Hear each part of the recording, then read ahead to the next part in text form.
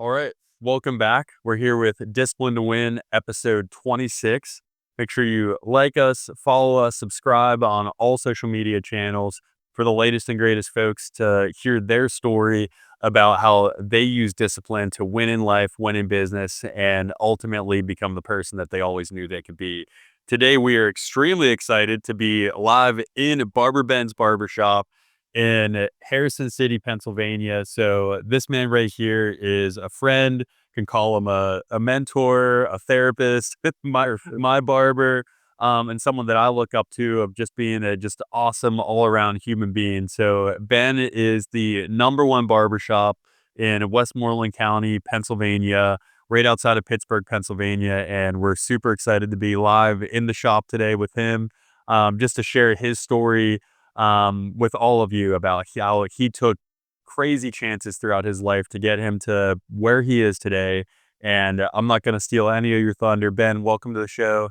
Thanks so much for welcoming us into our shop today. Thanks for coming in. It's cool. You bring your guys and your equipment in here and do it right from the barber shop. Yeah, this is awesome. So really where, I've known Ben now for probably like 5 years. Probably 5 years. Yeah, like 5 years. So I was getting my hair cut in Murraysville, Pennsylvania, and met Ben in there before Ben even got fully licensed. He was training at that point, right? Did the apprenticeship, yeah, and then you came in. I remember cutting your hair. You didn't even want to use the ATM. You didn't want to pay that $3 fee. Yeah. Now look, we're both rolling now, so Yep. it's cool. Yeah, it's been an awesome journey, and I can say from my perspective of why after that first haircut that I had with Ben, why I kept coming back to Ben is beyond the haircut. Ben is somebody that it just makes you feel like family. You can know him for 30 seconds and he makes you feel so welcome and so comfortable, and just he's so trusting, and it's just, somebody that you want you want to spend your 30-minute haircut with. And I feel like that's so important in, not just his industry, but any industry, to just be able to immediately build a connection with people. And Ben did that with me within seconds.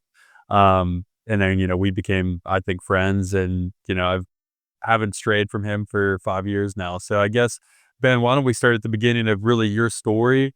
You want to tell us, how did you even get into, being a barber, and, that journey of how you got to that point when we met? So my mom owned a salon in Export. That's just a couple minutes on the road. And she did hair. She worked in a one-chair salon all by herself. There was nothing fancy, no frills, no thrills. And I never thought anything of doing hair ever. I mean, until I worked in a barber shop, I never got my hair cut in a barber shop. I didn't even know places like this existed. So I started cutting hair in 2018, the beginning of 2018. Out of high school, I went to the community college. I got a scholarship there. Pretty much got a free nursing degree. I want to be a nurse. A lot of nurses in the family, a lot of nurses in my now wife's family. So I was kind of just trying to follow paths that I've seen other people go. So got a job with Westmoreland County, started working at the bottom, went to nursing school, doing school full time, working full time, started having kids, probably a little too young, but you figure life out. Yeah. Well, that 2.5 years go by, nursing school, I did my thing, graduated, moved myself up through the ranks there, started passing out waters, 2.5 years into nursing. I went from passing waters to an administrative position. Didn't really like what I was doing. I went from like bedside nursing to managing employees. So the bedside nursing part was gone. So that was like the taking care of people was gone. So I was talking to my mom and she said, why don't you get into the hair industry? So that's whenever I went out looking for apprenticeships, and she had her spot in Export. Then I was able to find an apprenticeship in Murraysville, which where I met Nick, and ran some financials.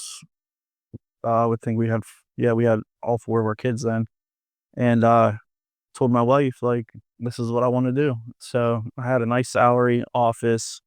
I mean, they gave me my cell phone at work, all my vacation times, and I'd quit nursing 100%, dove in cutting hair 100%. With zero guarantee while you're in. Zero guarantee. Yeah. I knew in nursing, like being a male, being a nurse, having that experience already, from running from the bottom to the top, running a big nursing home, that if it didn't work, I could jump right back into it. Yeah. So you still had your license that you could lean on if you Yep. had to. Yep. Even today, still have my license. I don't let that go. Work Yeah. hard for it. That's like your insurance policy, It is. basically. Yeah. Yeah. If something happens, I can't stand here and cut hair. I can go back today. Yep. Well, let's talk before we even get into how you've been successful at this, like, Yep. because a lot of people are trying to figure out how did they get that next promotion at their job. You know what I mean? To where you went from basically being a nobody in the organization Yeah. to running the place in a very short period of time. I can make some guesses to how I think you did that from just Mhm. knowing you, but knowing what's important in leadership. But I guess talk through, in your opinion, how you think you made that jump so quickly. So the easiest thing, this is what I carry with me. It sounds crazy, but when I was a little kid, my dad said, if you wanted to work at McDonald's, you better be the best burger flipper at McDonald's. And that's it. I mean, get into nursing. I mean, sit back, watch people. Even in leadership, start at the bottom. You see the people working above you, right? Then you pick, oh, I like what this person's doing. I like what this person's doing. I don't like what this person's doing. And then you pick all these little pieces, put them all together to try to make myself better. Right. And that's it. Take the next step. Then you look at people above you. I like same thing. Pick pieces off of everybody and make yourself better. That's the same thing through barbering. I worked with probably 20 different barbers now in the same buildings, Yeah. and just same thing. Sit back, look, not like what this guy's doing. I don't like what this guy's doing. So I'm gonna do all the good stuff. I'm gonna make sure I don't do the bad things. And it's just keep going, just keeps rolling.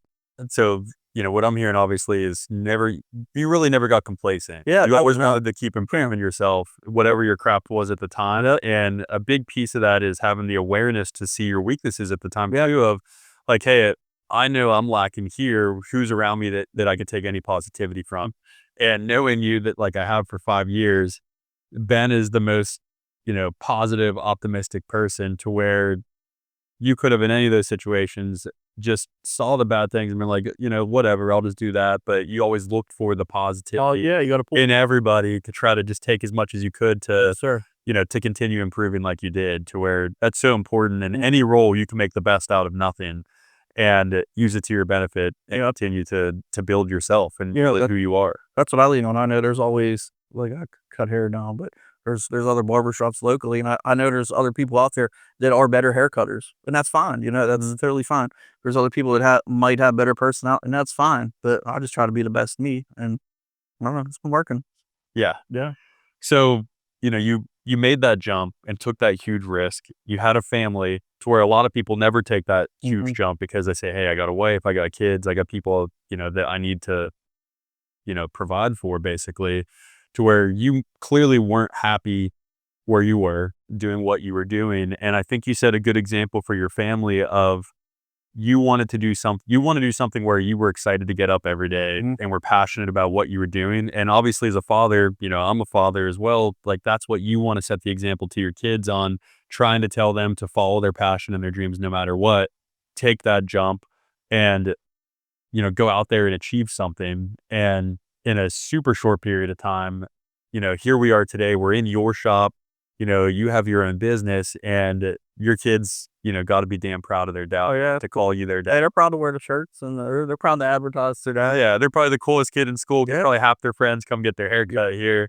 And Yeah. they're like, yeah, that's my dad. You got to come and see. Yeah, at school, I literally have kids. So my daughter's in the high school right behind us, and I mean, her peers, they walk down on their study halls for haircuts. Like, it's pretty cool. That's awesome. Mhm. So let's talk the piece from you became a, successful barber. And I've followed you through a couple different places. You became successful in each one of those places. And I kind of got the privilege of looking at, your journey from the outside, to where I got a different perspective than you, but you were in it every day, so which, totally different perspective. But, in my opinion, I always thought, you were too good for where you were, to where everywhere that I always, came and, saw you, basically you were always the most mature person in the room. You were always the most driven person in the room, the most responsible person in the room. With my crazy life, you made it work, to take care of one of your customers whenever. It worked in my life and took care of me. And, so you were opening up the shop, even though you didn't own the place and wherever you were for all those years, to where I'm like, man, like Ben has every characteristic of, like, in my opinion, what you need to be a successful entrepreneur and business owner. I never wanted to, like, try to give you unsolicited advice or tell you how to live your life, but in my mind, I always was like, "Shit, I hope he just, like." Like, what are you waiting? Yeah, like, I hope he, goes out on his own someday, because I had no doubt that you would be successful in business. And now sort of here we are in your shop. How long has it been since you opened this place? So yesterday was 6 months since I opened the door. So 6 months, and you were just voted number 1 barbershop. Oh yeah, trained live, put out there best of the best, and I was awarded the #1 in Westmoreland County. And would you say from where you left, basically, did anyone not follow of your customers? Everybody came with, I think everybody did, and probably then some. and the people that didn't follow me, I think it's I stay pretty busy in here, and I think the people that didn't follow me is because they can't get in, Right. and I mean, do the best I can, you know? Yeah, Yeah. for Yeah. sure. Yeah. So yeah, I would say everybody followed me. Yeah. So you basically, but like what I'm trying to highlight here is you had to take another risk, because Oh yeah. where you were at, you were booked, for a month at a time. Your schedule was completely full. Mhm. You were probably making the most money you were ever making. And, you know, you were successful, and you took yet another risk to jump out on, your own, to where, again, nothing's guaranteed. Yeah. There was nobody guaranteed to come with you besides me. Swear, I know at night you had to be like, well, at least Nick's Yeah. coming. Uh-huh. For sure, Nick's coming. I hope you knew that. But so you knew you had one Mhm. customer that was for sure coming. But now you needed to go and take additional risk, which was not only not having a guaranteed income, but you now had additional liabilities, because, you had to sign a lease, you had, Yeah. expenses, you had rent, you had, now insurance, you've got utilities, all these. So on top of no income, you actually have money going out the door that's Mhm. guaranteed with nothing coming in, which is the additional risk that, every entrepreneur has to take in the very beginning. So what was that feeling like? And what would you tell everybody that's listening that they might be just sitting on the edge, Mhm. like itching to take the jump that you took, but kind of just nervous about what that reality feels like when you have that weight on your shoulders, day one of, hey, I know I'm taking a risk. I got a family. Is it worth it? What would you tell everybody that's, not? Yeah, I mean, it was a huge risk. It's very simple. Take the leap. I mean, leap of faith. So, like the place I came from, I work with many different personalities. I like to say there's personalities, there's characters in this industry. Um, I mean, like I said, I work with 20 other barbers. I was always busy. And like, there's no, I'm like, I tried to say it past my mom, no frills, no frills with me. I mean, black t-shirt, black shoes, nothing fancy. So last place I was in, I mean, you're working with a lot of young kids, and then you have a lot of young kids coming in to get their hair cut. Um, and I was full. I mean, I'm working with kids like they're cool, they're good looking, you know. I don't know, they wear good, nice cologne and stuff, and I'm still full. So I sat on that for a while, doing my thing. Like I'm with all these kids, like these I call them, I say kids. They're grown people, but Right. to me they're kids. Yeah. No, I'm not disrespecting or anything, but yeah, there's these kids in here. I mean, they look nice, they look the part, they look professional, and then there's me. I'm a dad of 4, cutting hair in there. So if in my mind, I'm sitting there for it was like 3 years. I'm sitting there for the last 2 years or so, like, all right, I'm with all these cool people. They look good, they smell good, they do good work. That I'm full all the time. Hmm. So people, that's when it kind of clicked in my head. This took me a long time to get used to, but people like me for me. Yep. And once you're out there and you realize people are coming to you for you, then that's whenever.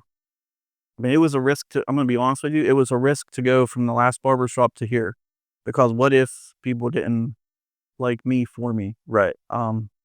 like you said, and everything's more expensive. Nobody's coming in. But I waited until I was confident where people like me for me, and it was time to take the leap. So honestly, from that jump last time to here, I played it out. I ran the numbers. I did all I did all the behind the scenes work, and I knew it was going to work. I knew. But it came down to having confidence. You had to make the call that people believe in me and they will like me for me. Yeah, yeah. If you want to do something, sit back, do the legwork, get the confidence in yourself, prove to yourself that people, if you provide a service, people like you for you, and then it's easy. I mean, yeah, the first jumps were nerve-wracking. But over the last 2 years or so, developed that confidence in myself, and yeah, here we are. Yeah. So basically, I think you brought up a good point there at the end of if the confidence isn't quite there yet, then don't make the leap right now. Yeah. Like you I don't want to say you bided your time, but you built up that confidence over a few years until you 100% knew that you were ready. Yeah. Don't get complacent. Good enough's not always good enough. Sometimes good enough is good enough, but like in business, Yeah. and the like business, making money, you can always grow. Yep. Don't get comfortable. Why sit and limit yourself? Like, you reach a ceiling, that's whenever you're the best in the room, then it's time to find another room. 100%. And that's like, I mean, And that's advice that my dad gave me when I was a little kid. that was always my thought when I would be in there with you is I'm always like you stood out like a sore thumb, but for a good reason to where you're by far head and shoulders the best, barber in the room, the best person in the room, the like most responsible and driven in the room. And in my mind, I'm always like, Ben's in the wrong room. Yeah. You know what I mean? Like it almost felt goopy to me at the end, right when I was thinking that is when then you took the leap. But I totally agree. There's been a lot of times in my life where I'm like, I need to get around a totally different set of people because if you realize you're the best of the people you surround yourself with, then you just need to find new people to surround yourself with. It's a good thing, but then you're stuck. Right, 100%. So you're in the wrong room and you realize that, and then you created your own room. Yep. And then you make it whatever you want and set your own culture. So, I know you are, looking to grow your business now to where you're obviously maxed. You want to, bring in additional barbers in your shop. I guess in this early stages where you're already successful and you're looking to build upon that, a challenge that I drew through when I was in the exact same shoes, 2 years ago of, my time was maxed and I needed to start, bringing in more people. I made it super clear up front of what I wanted that culture to be and what I wanted the people that I was going to surround myself with to be. So I guess, with you about to do the same exact thing, what type of culture do you want to set in your organization? What type of people do you want to surround yourself with? And, really, that's really what your legacy will be is the people that are inside your organization and how they treat people. So I guess what type of culture do you want to build here? So me and my wife, we talk about this a lot. And it's, I want like moms and dads in here. I want somebody that's involved in the community. I want somebody or people that they have a reason to come to work, but then they have a reason to leave work too. Somebody with kids, somebody that's older, somebody that's mature. I want, so the community is what keeps the barbershop going. The community is what keeps the barber going. So I want somebody in here that the community's comfortable with coming in. Yep. And I mean, really, you got to cater. The community's huge. Community is absolutely huge. If you don't have the community supporting you, that's whenever you fail. So, just like, yeah, I mean, a mom or a dad, nothing crazy. Again, somebody similar to me, no frills. But also I don't want people like somebody the same kind of person as me because you need some diversity. Yeah, Diversity for sure, but you want people that are doing everything for the right reason, trying to advance their family for the right reason and the community. I want somebody to come in here that needs to do the haircuts to be able to take our family out, like to be able to go take our family out to dinner when they leave. Yeah. Somebody, I don't know if it makes sense, but yeah, somebody with a reason to come to work, but somebody with a reason to leave as well. And you brought up a good point. A barbershop is like its own community. Yeah. To where like all of your customers is like a group of people. And like they're usually like-minded people to where I guarantee you if you invited all of your customers to a picnic, they'd probably have a great time and everyone would be talking. I know I've, had conversations with probably 20 different people that are other customers of yours, and it's usually always very friendly and positive and just talking about life. That's what I like. My people are my people. Yeah, 100%. So, with that community that you built, you have to sort of safeguard it to where you don't want someone coming in here talking with a new person on your team. And they're like, oh, this doesn't fit our Yeah, community. yep. To where, you would probably end up hearing from your people anyway if that person didn't make Mhm. sense, of your customer. They'd be like, hey, Ben, like, no go. Yeah. Really not. Oh, yeah, and that's, that means a lot to me too. Yeah. The feedback from the clients, because that's who matters. Yeah, because they care about you. Mm. They want you to do well. And, just like clients I've had early on that, feel like they're very much a part of my journey, since being a customer of yours since day one, I just sort of feel like I want you to be as successful as possible because like I'm one of your biggest fans for Yep. sure. And that brings up a good point, that I have seen throughout my journey, and I'm interested if you've seen the same thing of like when you were in that corner, you know, basically on a porch at the first place that I had started getting my hair cut for you. When you're like the up and comer and you're going against the mold, like everyone's rooting for you because everyone has seen like I like witnessed with my own eyes. I'm sure so many people witnessed like you were chasing your dream, and when someone is chasing their dream, everybody's rooting for them. And then as soon as people then look at you, they blink, and a couple of years later, you're more successful than they are. That's when, as soon as people see that change to where you've gone farther than they have, that's when you'll notice, and I'm sure you've seen it, they stop rooting for you. And then at that point, they try to tear you down. People will only root for you until they see you accomplish more than they have. Yes. And then that's when you see the shift in a lot of relationships. Along your journey to where you are today, have you seen that with any relationship? Oh, yeah. Barbering's definitely a unique industry in that fact, because there's a lot of like personalities, Yeah. characters, whatever, under one roof. And like the business as a whole, everybody wants the business to look good. But then whenever you start so like me, I'm one person. Yeah. Whenever you're in there, then you're cutting with guys that have come way longer than you. Or again, they're more showy or whatever. Yeah. And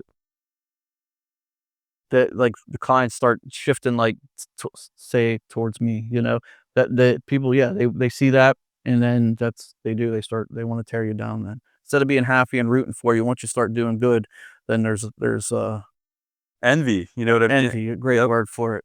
And that's fine. I've learned to totally accept that. Like that's a compliment in my book. Like, Yeah. if it's fine. I don't entertain it anymore. When I first started, I might have used to like entertain that, and uh the I mean, well, I just learned to not entertain it. For Yeah, sure.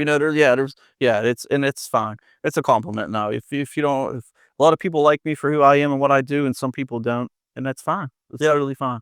Just gotta let it go off pretty like your shoulders. It's not a big deal.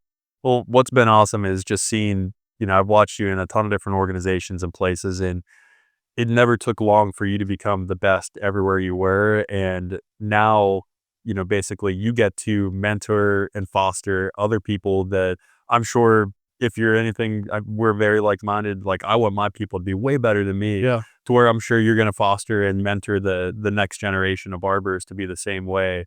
And I guess, are you excited for that next chapter? I can. Because you've maxed out like in your industry that's similar to mine, your time is your biggest enemy, Yeah. where you only have so much time in a day. You've maxed out your time for a long time. So really what's next for you is mentoring and coaching that next generation, Yeah. to try to build up, your team that you're going to build around you. So, what excites you about that next chapter? Yeah, I can't wait to get like the right people in here, and I'm all for teaching, giving tips, giving information, education. I don't even know what to say too much, but I'm excited to build it because I want to see people do good. Yeah. Like even if somebody comes in here, they want to work in here, and then they want to leave and go do their own thing, that's awesome. Yeah. Because that's what I wanted to do, Yeah. and that's what I did. And I mean, that's just the nature of the business. People grow. Right. So I never wanted to be the ceiling in the room, like the still part in the room. So yeah, I can't wait. It'd be so awesome for somebody to come in here, learn how to work, learn how to run a business, learn how to time, like manage their time and then go do bigger things for their own. Like I don't mind. Like I'm past. I'm good. I'm mature. I'm a dad. Like it's just be like having like my kids. I want to see 100% do good. I want to see somebody come under my umbrella in here and then leave and go do good and do better things for themselves. I'm excited. I can't wait. For me, that's the most rewarding feeling there is like fostering that growth in your people and then watching them prosper and grow in life is like the most rewarding experience for me for sure. And I would assume you'll be the same way, if not get even more joy out of it than But on the same side of it too, I want people to come in here. I want to treat people good where may come here, maybe they don't want to leave too. Like for sure. that's Yeah. perfect too. You know, I'm excited. I'm excited for the whole thing. Awesome. Yeah. Well, I'm about to go and get get a cut if you'll have me again. And I encourage everybody that's local to the Pittsburgh area, come get cut by the #1 barber in Pittsburgh, and you'll get the best haircut you've ever had, and also have conversation with a great human being. So Ben, thank you for being on Discipline to Win. Thank you. It's a pleasure knowing you, coming here and just being a friend and just getting to talk all the time. So thanks for being you. And I'm excited to watch you grow and just watch this business just explode. Yep. So Sounds awesome. Thank you. awesome. Till next time.